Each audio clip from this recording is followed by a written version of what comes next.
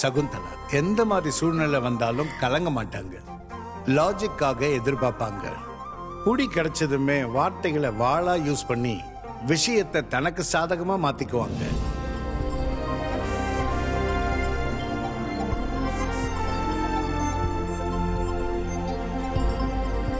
ஹாசினியோட அப்பா வெங்கட்ரமணன் 100 ஏக்கர்ல organic food விளைவிக்கிற லேண்ட்லார்டு. வெங்கட்ரமணனுக்கு சுருட்டு பிடிக்கிற பழக்கம் கூட இருக்கு. ஆனா இப்ப சுருட்டு பிடிக்கிற பழக்கத்தை விட்டுட்டு முகர்ந்து பார்த்து சந்தோஷப்படுவாரு.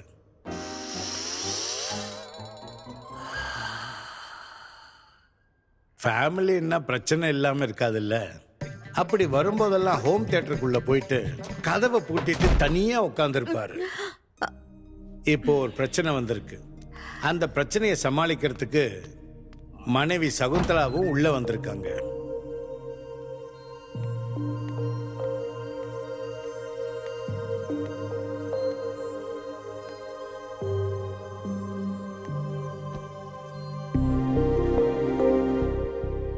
என்ன கேட்டா?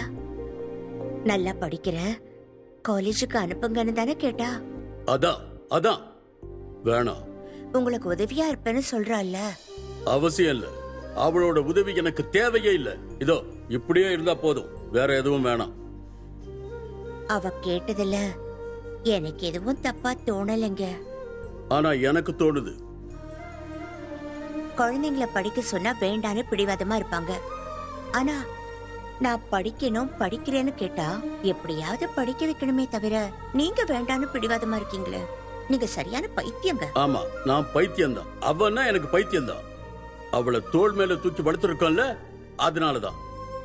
அப்படி இருக்கும்போது ஓன்னு சொல்றத விட்டுட்டு எனக்கு இஷ்டம் இல்ல. எனக்கு அவளை பிஜிக்கு படிக்க வைக்கிறதுல உங்களுக்கு என்னங்க பிரச்சனை?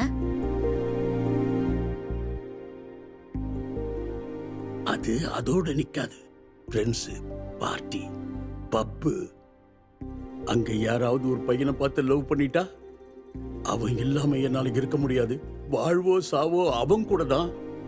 நீங்க வேண்டான்னு சொன்னா அவன் கூட ஓடி போயிடுவேன் அப்படின்னு சொன்னா அதான் உங்க பயமா?